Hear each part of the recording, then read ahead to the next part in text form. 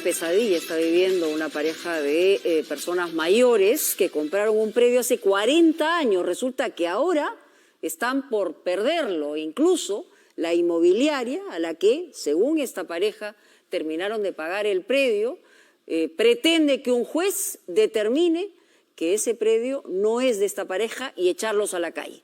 Este es el reportaje de Fabricio Escajadillo. No tengo dónde vivir. Esta es la única propiedad que tengo. No tengo dónde vivir, no tengo dónde ir. Percy, estamos en medio del predio que tus papás tienen desde el año 70. Desde el 70.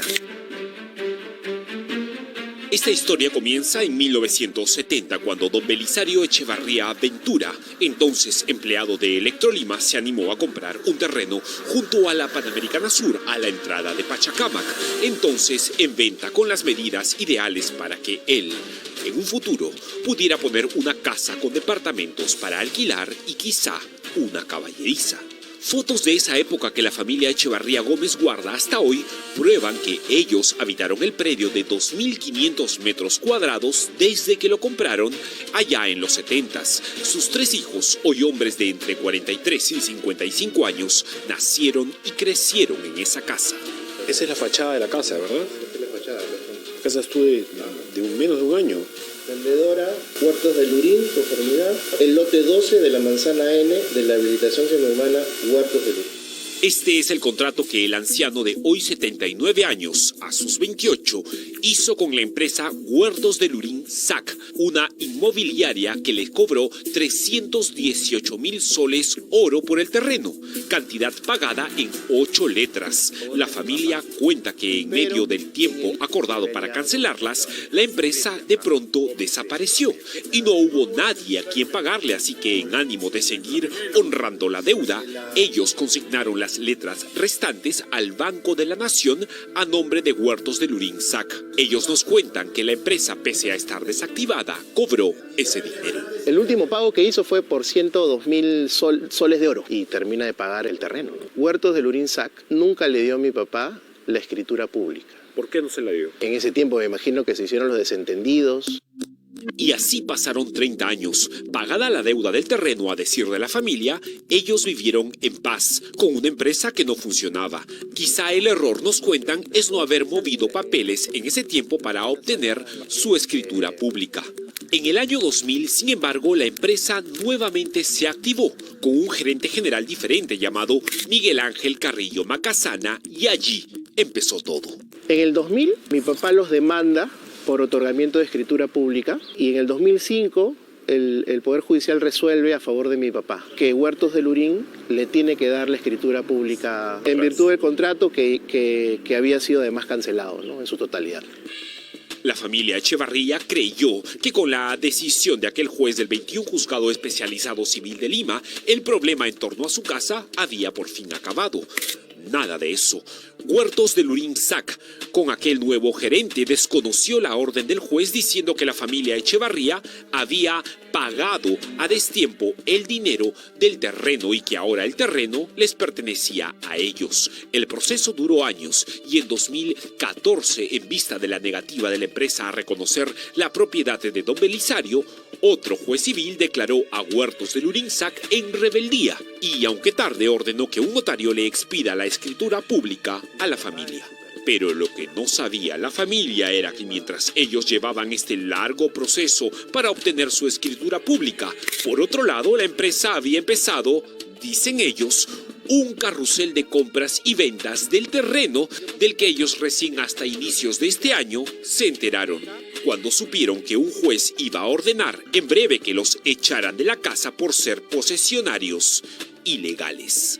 En el 2014, cuando mi papá ya tiene su escritura pública, ya habíamos respirado, diciendo ya aliviados, nos vamos a registros públicos y registros públicos nos dice que no podemos inscribir el terreno porque Huertos de Lurín, contra quien fue la demanda, ya no era propietaria del terreno. Casi le da un paro cardíaco a este hombre que sufre de presión alta a sus 79 años. Tal vez si en esa oportunidad me puede dar un ataque cardíaco, no sé, yo ahí quedo ya prácticamente, yo no me llevo nada, ¿no? Pero la familia, los hijos, los nietos. ¿Qué va a pasar con ellos, no? Primero se enteró que a espaldas suyas, en 2014, la empresa vendió este terreno de 2.500 metros cuadrados a una pareja de esposos, Juan Vicente García y Genoveva del Pilar Pérez, por una suma risible, 60.000 soles, cuando es un terreno que mínimo vale $800.000. Nadie fue nunca a preguntar por el terreno, a mirar si alguien vivía allí, menos a indagar si en realidad las medidas eran esas. Simplemente, nos cuenta la familia, la compraventa ocurrió a oscuras. Este año también se enteraron que 4 meses después, aquella pareja revendió la propiedad por otro precio de broma. Esta sociedad conyugal se la vende a otra persona por $25.000, a un tal Guapaya Chumpitas. Pero aquí viene lo más indignante para esta pareja de ancianos. El mismo día, a la misma hora y en la misma notaría en que ese tal José Guapaya Chumpitas recompró la casa por supuestamente $25.000, la dio en hipoteca. Un tal Juan Carlos Alfaro Ramos le prestó $750.000 por esa hipoteca. Esta es la escritura pública en donde la compraventa a la primera pareja ocurrió en el mismo día, a la misma hora y en el mismo lugar de esa hipoteca. Hay una inscripción de registro en SUNAR de compraventa a su nombre, señor. El 24 de febrero del 2014 por $25.000. Han hecho algo con eso, ¿no? Porque yo no tengo nada. Nosotros buscamos a ese señor que cobró e hipotecó la casa el mismo día y a la misma hora y descubrimos que se trata de un chofer de la municipalidad de Pachacámac que dice no recuerda nada de esa transacción. ¿No pagó usted $25.000 a ninguna pareja de personas y el mismo día recibió por una hipoteca $750.000? No tengo ni siquiera ahorita cuento con 1.000 soles. Si estuviese cobrando 750.000, ni siquiera estuviese trabajando acá. ¿Usted es chofer en Pachacámac? Chofer nada más, con mi sueldo de 1.500 soles. Pero aquí no quedó todo. Algunas semanas después que aquel Juan Carlos Alfaro Ramos hipotecara la casa de los Echevarría, amplió dicha hipoteca a $800.000, un dinero que José Guapaya desde su asiento de taxista dice no haber visto nunca. Lo que sí ha visto, dice, es a aquel gerente de huertos del Urinsac, Miguel Ángel Castillo Macasana, quien hace años le prestó dinero. ¿Conoce a Miguel Ángel Carrillo Macasana? Sí. ¿De dónde lo conoce usted? Y me habrá hecho préstamo de $1.000, me hizo un préstamo. ¿No le pidió a usted hacerse pasar por un comprador de un terreno y luego hacerse pasar por quien iba a recibir el dinero de una hipoteca de un terreno? ¿X?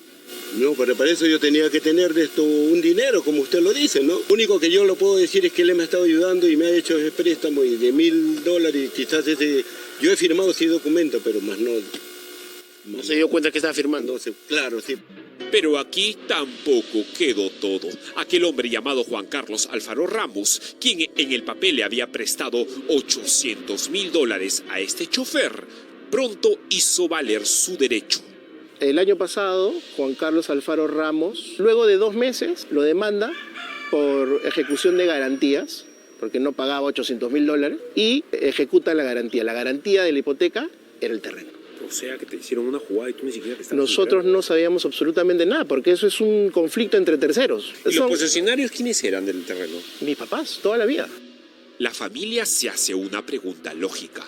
Esta es gente que se dedica a entrampar propiedades de valor para finalmente hacerse con ellas y sacar cuantiosos beneficios económicos.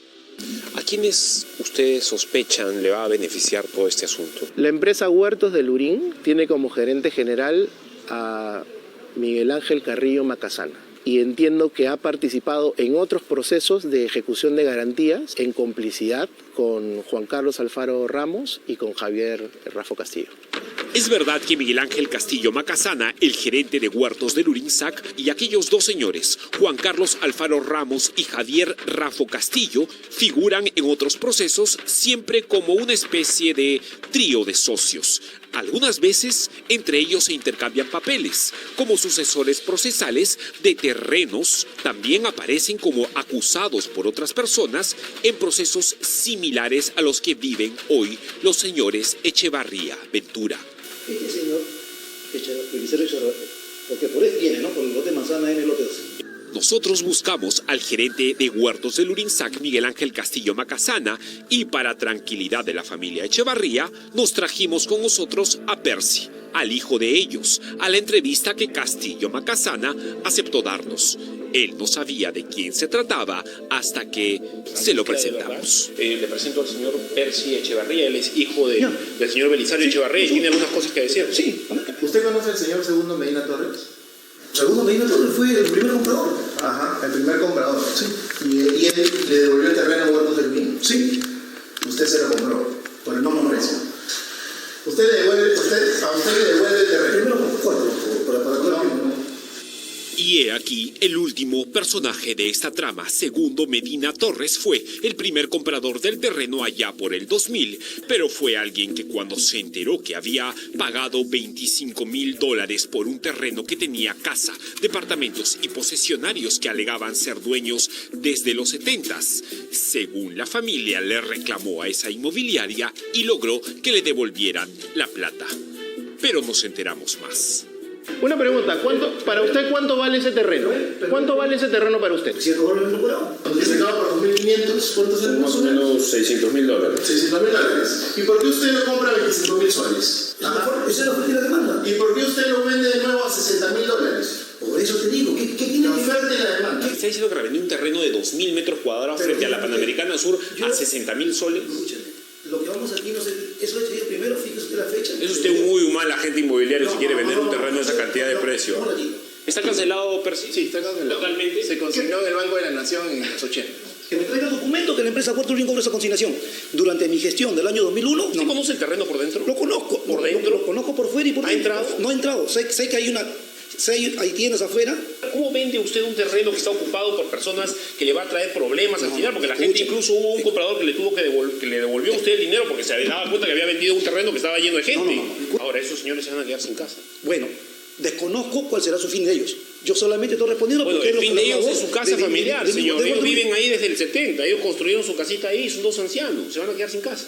Bueno. ¿Qué opina usted? Bueno, tendrán que buscar sus abogados. Y grábese bien, el señor no ha cancelado el precio. Consecuentemente, su padre no tiene ningún derecho. Ahora, que se queden sin casa es su responsabilidad. Claro, tenga tantos problemas usted por temas de terrenos, ¿no? O sea, y por diferentes predios y con diferentes... mi negocio, le dije, es comprar inmuebles sin problemas. Bueno, no diremos más, salvo que sinceramente esperamos que la justicia haga su trabajo y que si hay en esta historia algo truculento y acaso abusivo, que los culpables paguen. Estaremos atentos.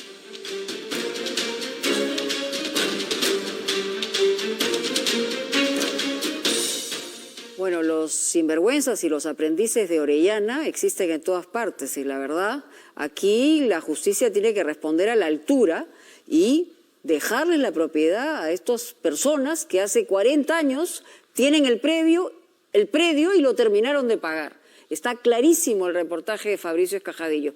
Pero vamos a